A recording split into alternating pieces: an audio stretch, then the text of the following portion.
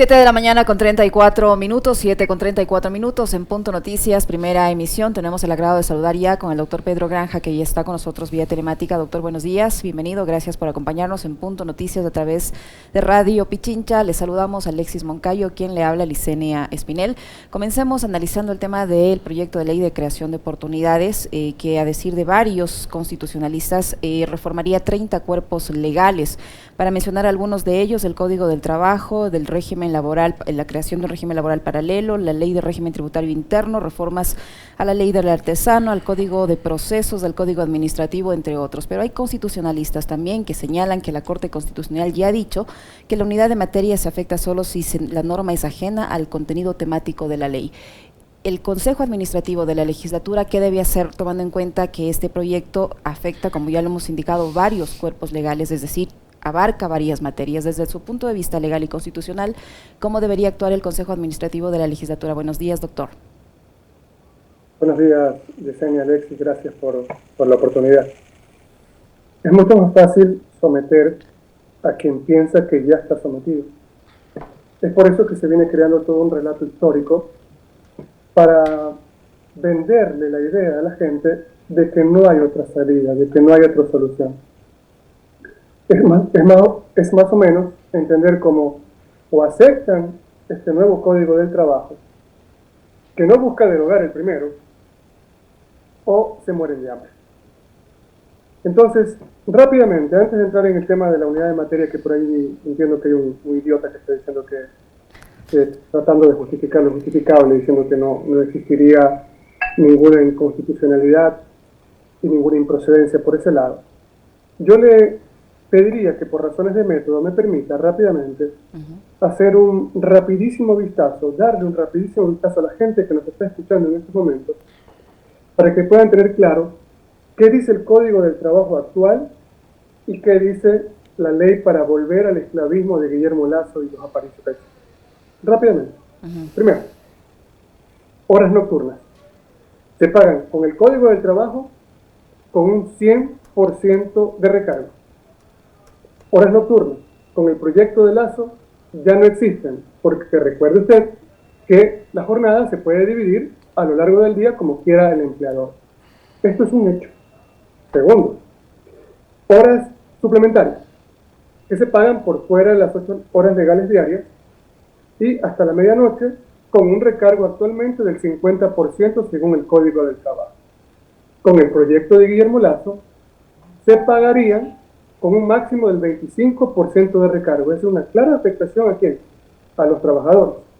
Un menoscabo, una regresión en derechos. Jornada de trabajo, 40 horas semanales a lo largo de los 5 días que se elaboran en una semana en cualquier sociedad civilizada, 8 horas diarias. En cambio, con el proyecto de Guillermo Lasso, son 6 días, se dice. Y quien la divide es el empleador. Usted deberá trabajar de lunes a viernes y además, a conveniencia, a gusto y guisa del empleador, Peracia le hace trabajar a usted el sábado o el domingo. Usted ya no puede planificar tiempo con su familia, usted ya no puede, qué sé yo, tener un momento de relax, de descanso. No, usted está a disposición del empleador si se aprueba este proyecto macabro del presidente Lasso. Periodo de prueba, según el actual Código del Trabajo, 1, 2, 3 meses. ¿Ok? Esto lo tiene una buena parte de las legislaciones de avanzadas del mundo.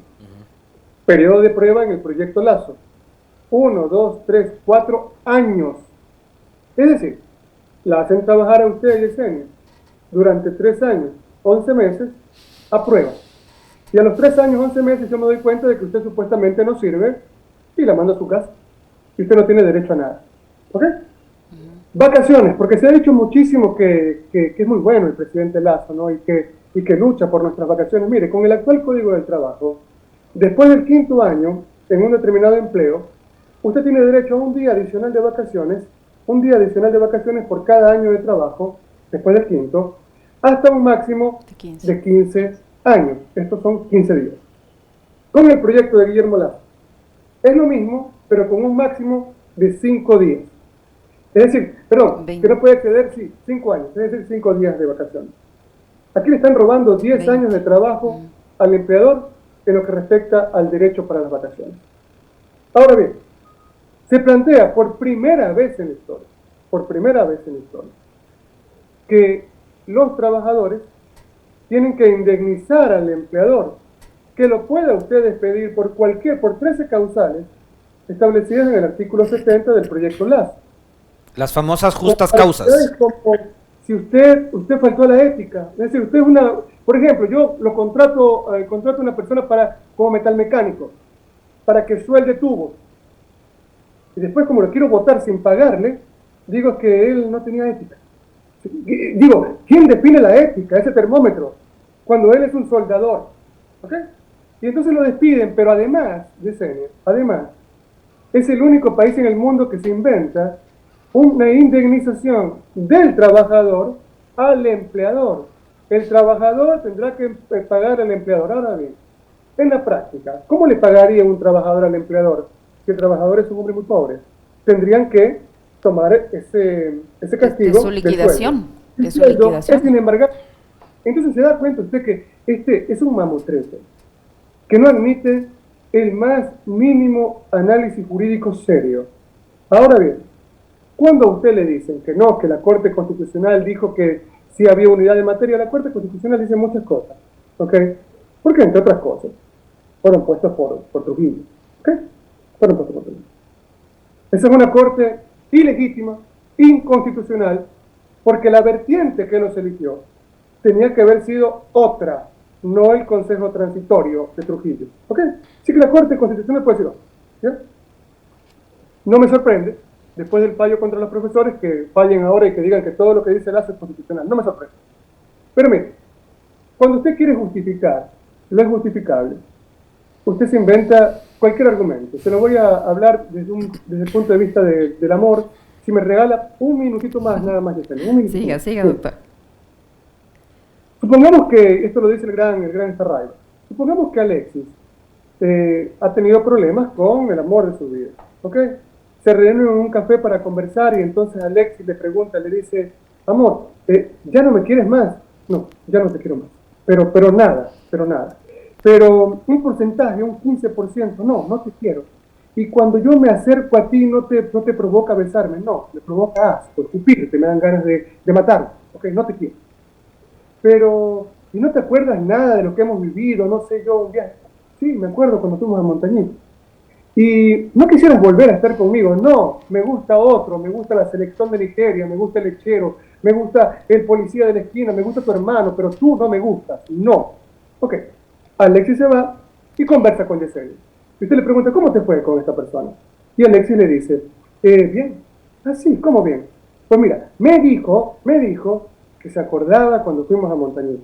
Entonces se da cuenta usted con este pequeño ejemplo, como cuando cualquier persona, cualquier pobre diablo, quiere extraer cualquier pedacito de la realidad para distorsionarla a su conveniencia, puede hacerlo, pero cae evidentemente en el patetismo.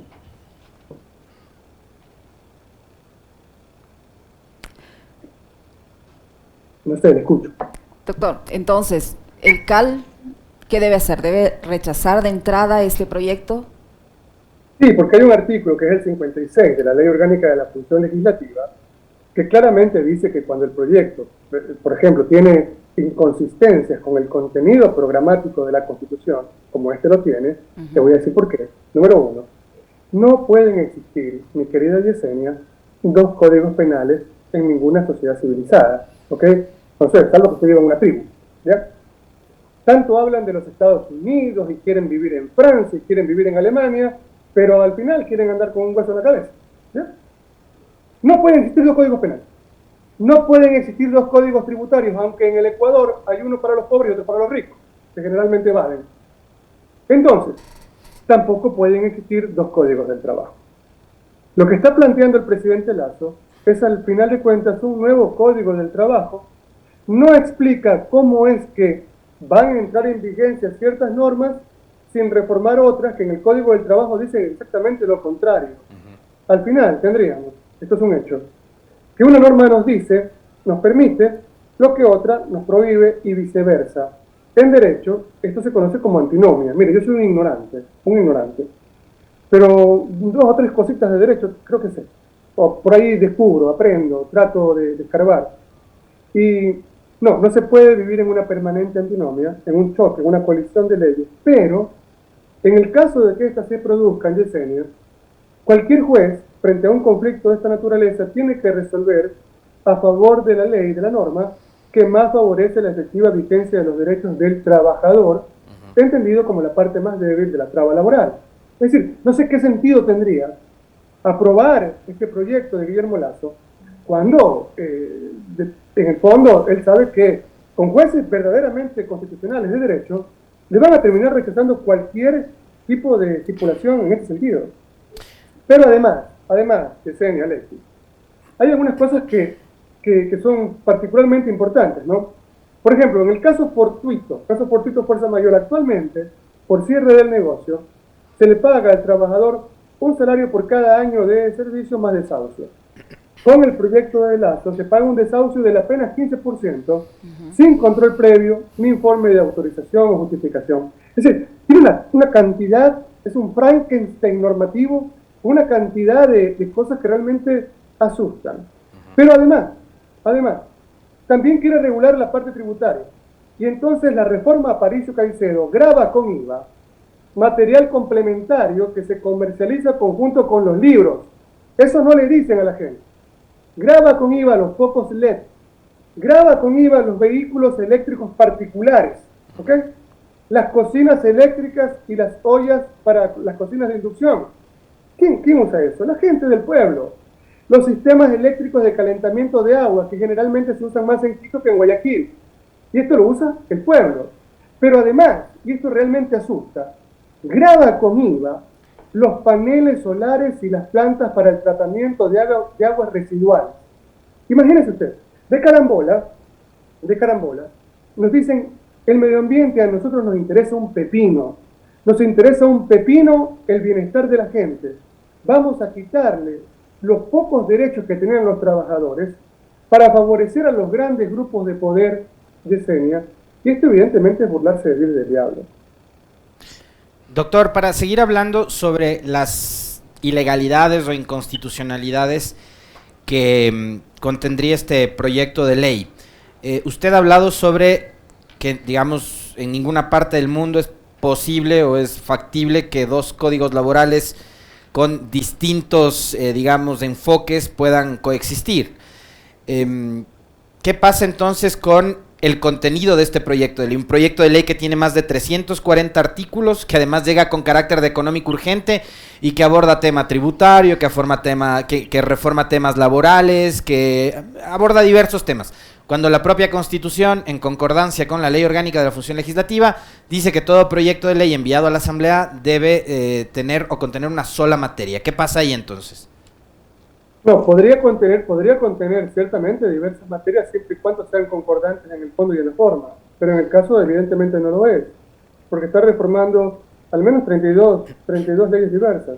Entonces, cuando se da un plexo con tópicos tan diversos, tan complejos y no conexos entre sí, evidentemente allí hay una primera razón para que el CAL rechace el proyecto, lo cual no significaría de ninguna manera rechazar el proyecto de ley en el debate. ¿Okay? Si se lo rechazan de fondo, por improcedencia de entrada, Lasso no podría ni siquiera argumentar que este es un motivo para ir a consulta popular, que es con lo que nos viene amenazando hace rato. También nos amenaza permanentemente con ir a muerte cruzada. Al final yo veo bastante complicado que haga lo uno o lo otro. ¿Por qué? Porque el capital político de Guillermo Lasso es realmente muy pírrico en estos momentos. Y porque, además, se le ha venido diciendo a los profesores, cuando se les niega su derecho a la recategorización laboral, cuando se les niega su derecho a la equiparación salarial, se le ha venido diciendo a los miles y miles de sanitarios que trabajaron en pandemia, a los cuales no les cumplen con el nombramiento definitivo, que no lo hacen porque no tienen plata. Pero ir a una consulta popular nos costaría exactamente 97, 98 millones de dólares. Entonces, hay plata para desperdiciarla en un espaldarazo de popularidad que se quiere dar el presidente de la República con una tontería, que no tiene ni pies ni cabeza jurídicamente hablando, pero no hay plata para invertir en lo social. Luego, mire, vamos a lo de fondo, Alexis, porque hay que plantear alternativas. Mire, presidente Lasso, usted es un hombre particularmente sagaz, usted es un hombre particularmente inteligente. De lo contrario, no se habría cuadrado en el gobierno de Alarcón, en el gobierno de Lucio Gutiérrez, en el gobierno de Maguat, en el gobierno de Moreno. No se cuadra en todos los gobiernos un hombre inteligente, ¿ya? No, no es que usted es un político nuevo. Usted viene gobernando el Ecuador, formando parte de la casta que nos ha gobernado, al menos desde el gobierno de Alarcón. Al menos, ¿ok? Entonces, mire, 7.600 millones de dólares pierde el Ecuador en evasión tributaria. ¿Quién lo dice? La Comisión Económica para América Latina, CEPAL, ¿ya? Esto representa al menos el 7% del Producto Interno Bruto, ¿ya? ¿No sería mucho mejor fortalecer la vigencia de dos normas, mi querido Alex? Primero, artículo 101 de la Ley de Régimen Tributario Interna, que recientemente fue reformada por la Ley de Solidaridad y Corresponsabilidad Ciudadana.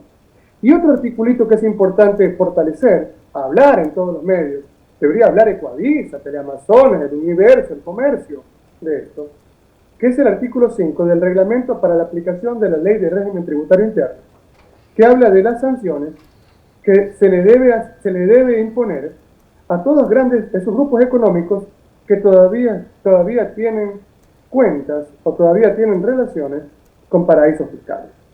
Entonces, allí el país pierde una cantidad enorme de dinero que evidentemente el gobierno de Guillermo Lasso no está muy interesado en recuperar. Doctor, ¿qué pasaría? ¿Usted cree que es premeditado el hecho de que el presidente Lasso haya enviado un cuerpo legal de estas características en las condiciones que usted acaba de señalar para ser analizado en apenas 30 días? ¿No era lo lógico que mande leyes por separado, todas las que están incluidas ahí, las modificaciones que se van a hacer con este proyecto? ¿Amerita que sea tratado como económico urgente por un lado, tomando en cuenta que modifica varios cuerpos legales? Lo hace a sabiendas de que eso podría ser rechazado en la Asamblea Nacional y allí no tiene mayoría ni siquiera en el propio CAL, excepto que por ahí algunos asambleístas bailarines a última hora cambien de opinión, pero no tiene mayoría en la Asamblea Nacional, él sabe que no la tiene. Van a comenzar estos diálogos, la ministra de Gobierno desde esta tarde con las diferentes bancadas para conseguir el respaldo suficiente a esta iniciativa, pero ¿usted cree que lo hace con premeditación, sabiendo que este cuerpo legal es tan amplio y les da apenas 30 días para analizarlo? Muchos legisladores ni siquiera se toman el trabajo de leer el proyecto, van a simplemente terminar alzando la mano. Ni siquiera han leído la ley orgánica de la función legislativa, no saben ni cómo es el trámite para aprobar una ley, peor van a leer este proyecto. Primero es importante entender dos cosas. Uno, a la derecha nunca le han interesado los hechos. Por ejemplo, a los muertos de octubre, por allí sale Carlos Gijón de la República diciendo, pero no son tantos muertos, tampoco, son menos. Claro, porque no son los muertos de él. Hacen un encuadre, un framing, que siempre le conviene a los dueños del capital. Por ejemplo, la gente está huyendo, están sacando más o menos 1.000 pasaportes diarios solamente en la provincia de la Suay. Los que más están migrando son de un cantón muy pequeño, en la provincia de Chimborazo, donde hay una enorme tasa de suicidio y de desocupación. Nuestra gente está muriendo en el desierto mexicano. Y lo que dice el comercio es, mucha gente está saliendo al exterior. No, pero el presidente Lasso en la cumbre de las Naciones Unidas o en la Asamblea de Naciones Unidas, doctor Granja, dijo que la migración debe entenderse también como el afán que tienen los ciudadanos para integrarse, ¿no? Sí, ciertamente. Yo creo que Lasso con Lenín Moreno comparten una misma propuesta al final cumplida, ¿no? Ellos proponen una enorme cantidad de plazas de trabajo, pero no en Ecuador. ¿Okay? Es decir, cuando nosotros lleguemos al poder, van a estar muchos ecuatorianos trabajando, pero en el extranjero. Los que logren que corren con suerte y logren cruzar el desierto. Esto es macabro. Mire, en medio de todo esto, a la derecha lo único que le interesa es cuando se le mueve el margen, ¿ya? Es decir, cuando frente a los hechos, ellos siempre van a tener gente que les ayude a distorsionar la verdad en algo que se llama la posverdad.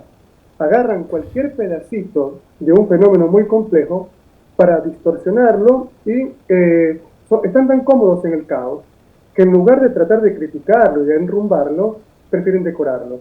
Entonces siempre van a tener esa gente que tiene una cantidad de plata impresionante para crear fake news, para crear trolls en las redes sociales, para ensuciar el debate serio.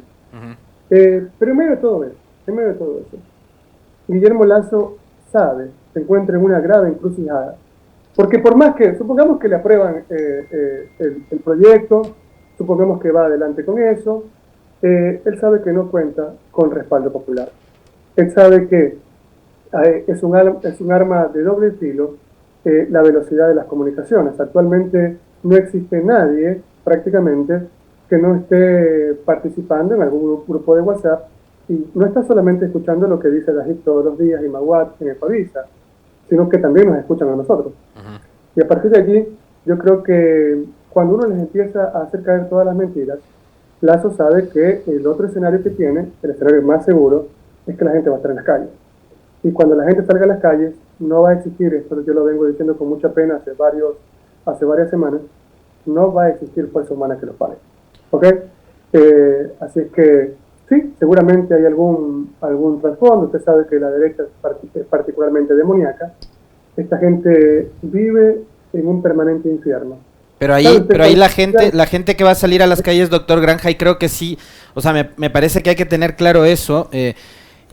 Con Lasso se va a encontrar con un presidente con mucha más mano dura que Moreno, ¿no? Porque yo recuerdo un episodio durante los días de octubre, cuando ya se veía a la policía, digamos, y al ejército, liderados por María Paula Romo y por Cobo, por Jarrín, que ya sabemos todos cuál fue el rol que desempeñaron y los resultados que dejaron y que están en un informe presentado por una comisión independiente y técnica conformada por la Defensoría del Pueblo. Guillermo Lasso, en varias entrevistas de prensa en canales nacionales de televisión, dijo que a la policía le faltaba mano dura. Entonces yo creo que si es que eso pasa, digamos, los manifestantes también desde ya deberían saber a lo que se van a tener. Mire, Guillermo Lasso terminó diciendo en una entrevista con estos medios que les pertenecen a ellos, ¿no? Les entregan, mientras en Guayaquil estaba la pandemia, no había cómo enterrar a nuestros muertos, le estaban entregando $60,000 a estos de la pauta, algo que es tremendo, por ahí está el contrato circulando. Y les daba una entrevista a estos cretinos y admitía tranquilamente que mientras gobernaba Moreno, admitía que Moreno hacía lo que él quería. ¿Okay? Es decir, que Moreno no es que se mandaba solo, era un tipo que hacía las cosas a control remoto. Detrás de Guillermo Lasso están un montón de intereses, esencialmente del Fondo Monetario Internacional. Recuerde usted que hay un estudio muy interesante de una academia de publicaciones de estudios sociales norteamericana que plantea que el Ecuador es el país que ha suscrito acuerdos con el Fondo Monetario Internacional más nefastos para la sociedad en su conjunto. Entonces, cuando gobernaba supuestamente Moreno, quien estaba detrás de Moreno era el Fondo Monetario Internacional y evidentemente Guillermo Lasso, que es su capataz en nuestro país. No creo que la respuesta sea más débil, va a ser la misma, brutal, van a salir a disparar y habrán pues los agoreros de la pesadilla, los que quieren un permanente Auschwitz. Estarán quienes pidan que se apaguen las luces y que salgan los militares a resolver el problema, como con la solución final nazi. Pero más allá de eso, yo pienso que la organización social en el Ecuador volverá a las calles y evidentemente íbamos a tener un conflicto bastante grande. Para eso, doctor, para eso, digamos, vamos primero a ver cuál es el conflicto político, y algo lo mencionaba Licenia, y yo sí quisiera que usted haga una lectura de lo que fue la entrega de este documento, de este proyecto de ley el viernes anterior, cuando Guillermo Lasso voltea a verle a Guadalupe Llore y le dice: ojo que usted está ahí sentada, presidenta, con los votos de Creo y con el apoyo del gobierno.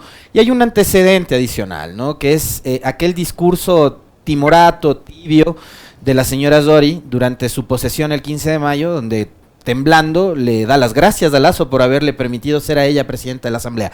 Entonces, con un proyecto de ley como usted ya lo ha ido desmenuzando, doctor, que va en contra de los derechos de los trabajadores, de los grandes intereses de la mayoría de ecuatorianos y de tales, con bancadas que supuestamente son la verdadera izquierda, como la ID, como Pachacuti, y el otro día me dijo que no ande tomando vino tan temprano diciendo que Pachacuti es de izquierda, pero que se pintan como izquierda, como representantes del progresismo, con una bancada de UNES que tiene 48 votos y con los socialcristianos que sin ser progresistas han dicho que no van a apoyar este proyecto de ley. ¿Cuál es el futuro que tiene en el Pleno? ¿Cuál futuro político tiene si además todavía la ministra Vela no se sienta a dialogar con ninguna bancada? Vamos a cuestiones que son probadas y que son hechos sobre los cuales podemos teorizar un poco. Lo otro es bastante complicado. Yo le ruego que me perdone porque no soy ni pitoniza ni brujo, pero lo que queda claro es que Guillermo Lasso no le ha cumplido ni siquiera a Jaime Nebot, ¿ya? Y todos sabemos, y todavía más los que somos guayacos, que a Nebot hay que cumplirle, porque es un capo, ¿ya? Entonces Guillermo Lasso llega a un momento tal en que está tan embriagado del poder que alguien le ha dicho, incluso lo puedes engañar a Jaime Nebot. Y yo recuerdo que el último que engañó a Nebot fue Cantuña, cuando construyó la famosa iglesia de Quito. Pero eso le va a pasar una factura, porque Jaime Nebot maneja a buena parte del capital político porteño, porque Jaime Nebot maneja buena parte del capital político económico de provincias como las provincias de la costa, ¿ok? Y luego maneja un montón de medios de comunicación que hasta antes de la ruptura decían prácticamente que Guillermo Lasso orinaba agua bendita. Y ahora en cambio, el discurso es otro. Primera decisión que le va a pasar una factura, ¿ok?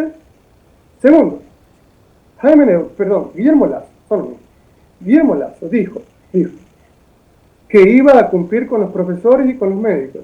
No les cumplió ni a los unos ni a los otros. Ahora, yo vengo escuchando, antes de responder su pregunta, ¿no? Yo vengo escuchando de una gente que dice, ahí está, eso es lo que tienen, allí está, ustedes son florindos y aguanten a su presidente. Esto es tan estúpido como decir que una joven se enamora de un tipo que ya tiene antecedentes de violencia intrafamiliar y por ahí las amigas le dicen, no te vayas con él, mira que él es malo, él le saca los dientes a las mujeres. Y no obstante, ella que está enamorada, le cree a él, se van juntos y después el tipo la empieza a agredir, le empieza a pegar. Yo creo que a nadie, con un mínimo de sensibilidad, se le podría ocurrir decir que ella es responsable de su destino, porque la víctima nunca es culpable de lo que le sucede. Eso es como decir que una chica que sale en minifalda está tentando a los demás a que les falten el respeto. Entonces, aquí la única víctima es la gente débil que creyó en Guillermo Lasso y que hoy está más decepcionada que nunca. Y estamos hablando de millones de personas, ¿ya? Hoy hay un montón de gente que había votado primero Pachacuti, había votado por la propuesta de Jackie Pérez, ¿ok? Y que terminó votando por Guillermo Lasso y terminó definiendo la elección, no porque amaban a Lasso, sino porque odiaban más al otro candidato y todo lo que representaba. Somos tan altruistas, lo digo siempre con el tema del odio, que lo hacemos gratis, ¿ya? Entonces no es que Lasso ha ganado por amor, porque lo amaban a él, sino porque odiaban más al otro candidato. Ahora esa gente está muy decepcionada. Y es gente que hace comentario político, es gente que opina permanentemente. Ahora con las redes sociales todo el mundo tiene la posibilidad de decir la suya. Gente que comenta en la estación de la Metrovía, cuando coge un taxi, cuando sale a trabajar, cuando deambula por la calle, y comenta evidentemente con lo que está ocurriendo. Usted tiene un gobierno que quiere limitarle las 4 pesetas que usted gana a la mitad, que quiere hacerlo trabajar como un esclavo, de lunes a domingo como quiera el empleador. Evidentemente esto provoca un rechazo popular mayúsculo. Luego, en la asamblea debería ser, en cualquier país civilizado, una caja de resonancia de la democracia, ¿ok? Pero en el Ecuador tenemos una asamblea en la que alguien del gobierno de Moreno repartió los hospitales. Y alguien que debería investigar ese tema macabro por el que murieron miles y miles de seres humanos, que es la fiscal Diana Salazar, no dice una sola palabra, como no dice una sola palabra de las graves denuncias que circulan contra el municipio de Guayaquil por el despilfarro de recursos públicos durante la pandemia. Y como no dice una sola palabra de un montón de temas que son gravísimos y que le pasan factura solamente a la ciudadanía. ¿Y a usted qué le dice que 22 altos funcionarios del Ministerio de Gobierno de María Paula Romo sigan siendo parte del Ministerio de Gobierno actual? Atándolo a esto último que usted acaba de decir, doctor. Pero le estoy diciendo que el gobierno de Guillermo Lasso es la continuación del gobierno de Moreno. Son lo mismo. ¿Ok? ¿Usted cree que María Paula Romo es ajena al gobierno de Guillermo Lasso? María Paula Romo sigue dirigiendo todo desde Estados Unidos. ¿Ya? Y esto es terrible para la democracia. Una mujer denunciada gravemente por violaciones a los derechos humanos, ¿ya?, premiada con la impunidad, cuando debería estar presa, ¿ya?, sigue dirigiendo todo desde Estados Unidos. ¿Ya? Han regresado todas las momias que gobernaron y destruyeron el Ecuador con Yamil Maguad. ¿O usted se olvida de lo que pasó? ¿Ya? Yo no me puedo olvidar de eso, porque esta gente destruyó mi familia. ¿Ya? Obligaron a que se vaya toda mi familia al exterior. Y se quedaron un montón de muchachitos, de niños, siendo criados por los tíos, por el vecino, por el que sea, ¿ya?, con todas las implicaciones que esto tiene después para una sociedad, ¿ya? Y han regresado ahora por el vuelto. Ahora amenazan con darle bala a la gente si sale a protestar. Amenazan con una serie de persecuciones de toda naturaleza. Para eso tienen el Poder Judicial a su lado, ¿ok?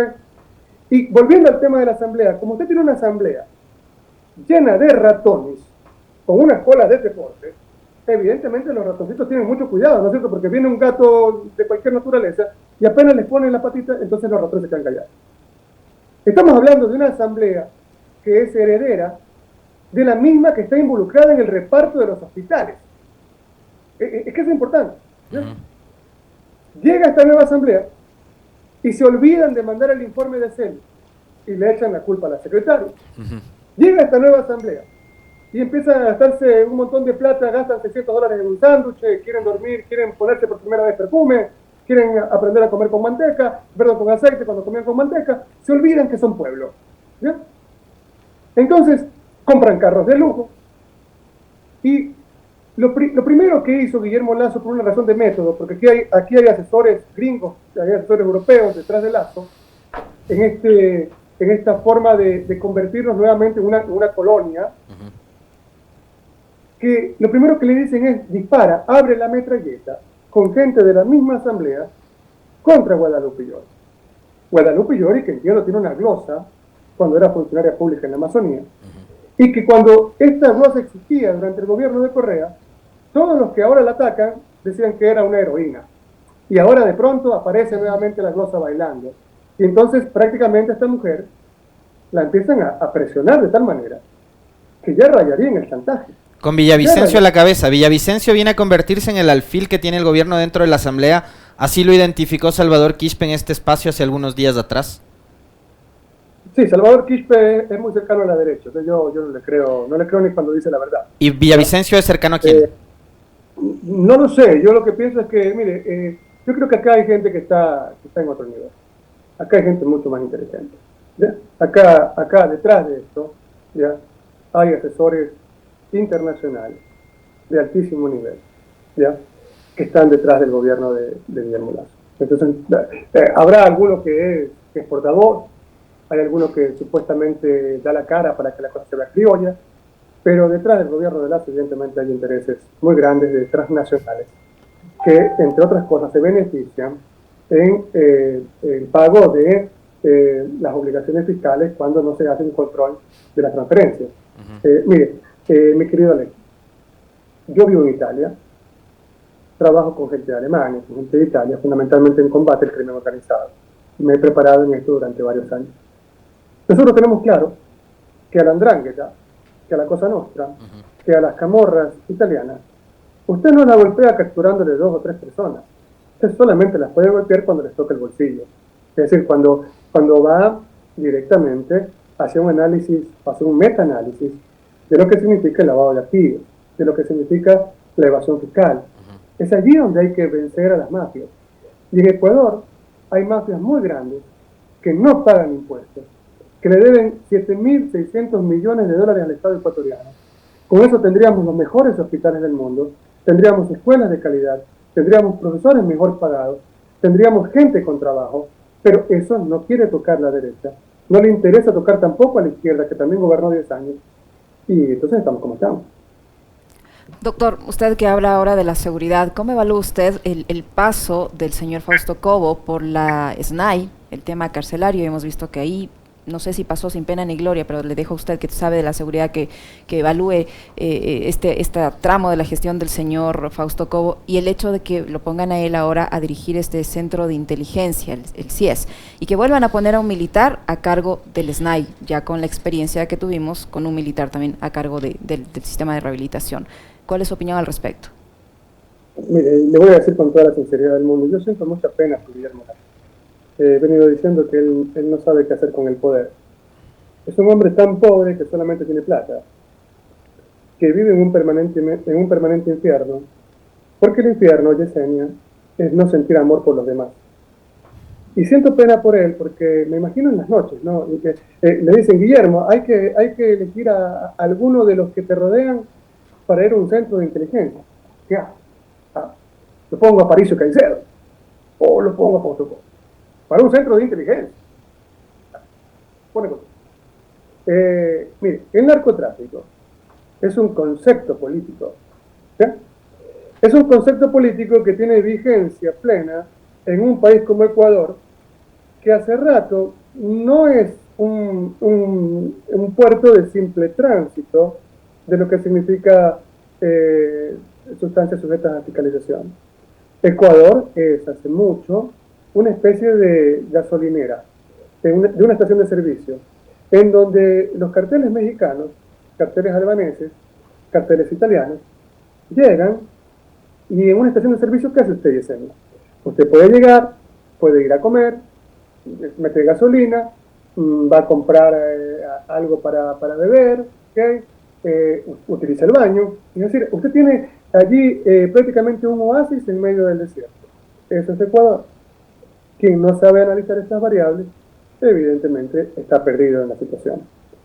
Creer que al narcotráfico se lo vence capturando a los que venden 10 paquetes de base de cocaína al día, no solamente es estúpido, sino que es inviable.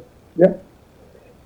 Fausto Cobo se va premiado luego de 4 meses de haber pasado por 2 meses. la dirección de un sistema carcelario descuido, sin pena ni gloria.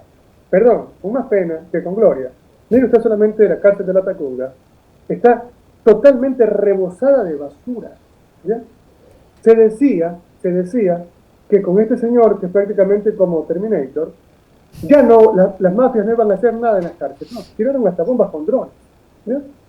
El narcotráfico responde a algo que se llama violencia estructural.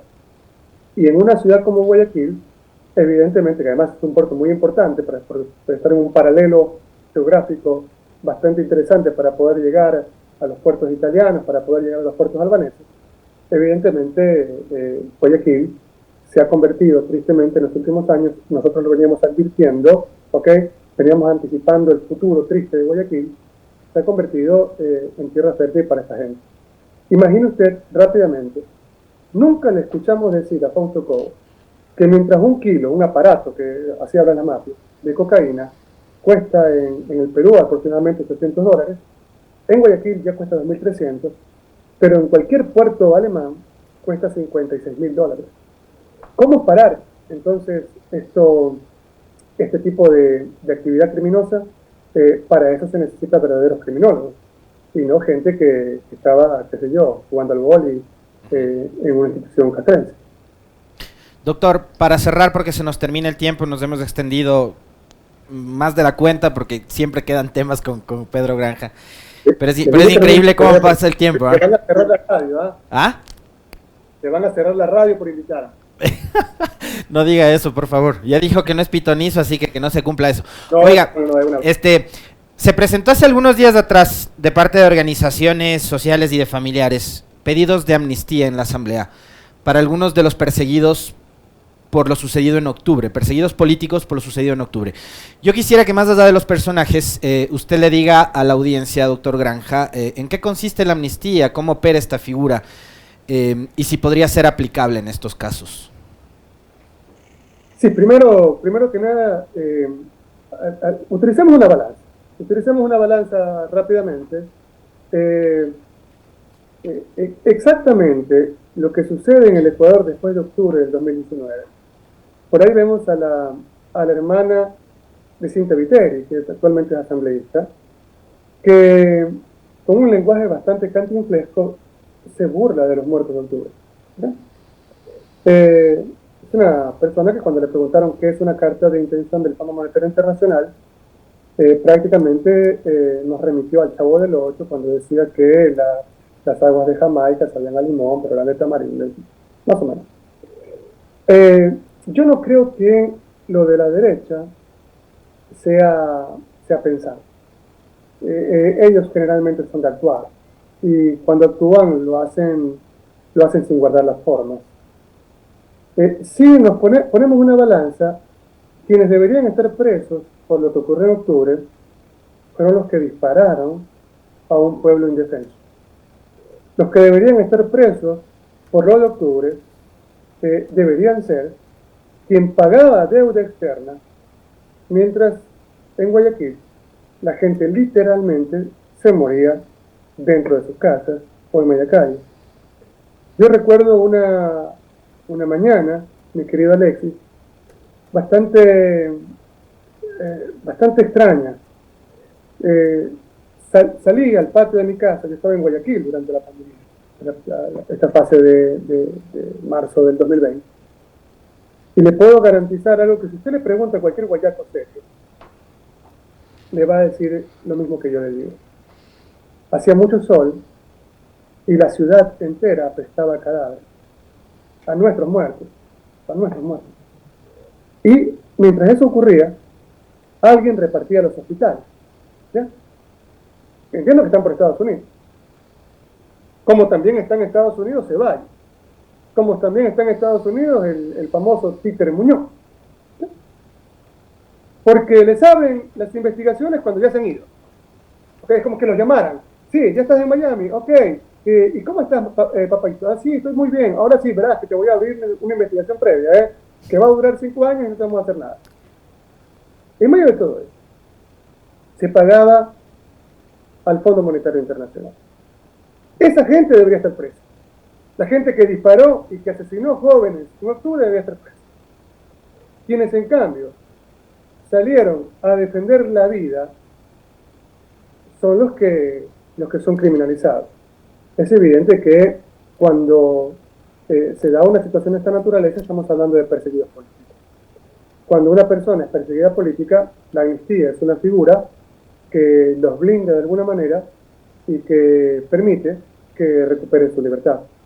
Yo creo que es lo menos que podría hacer una asamblea tan alicaída, tan desprestigiada, para recuperar en algo el apoyo popular. Uh-huh. Muy claro, muchísimas gracias, doctor. Siempre muy interesante conversar con usted. Gracias por su apertura.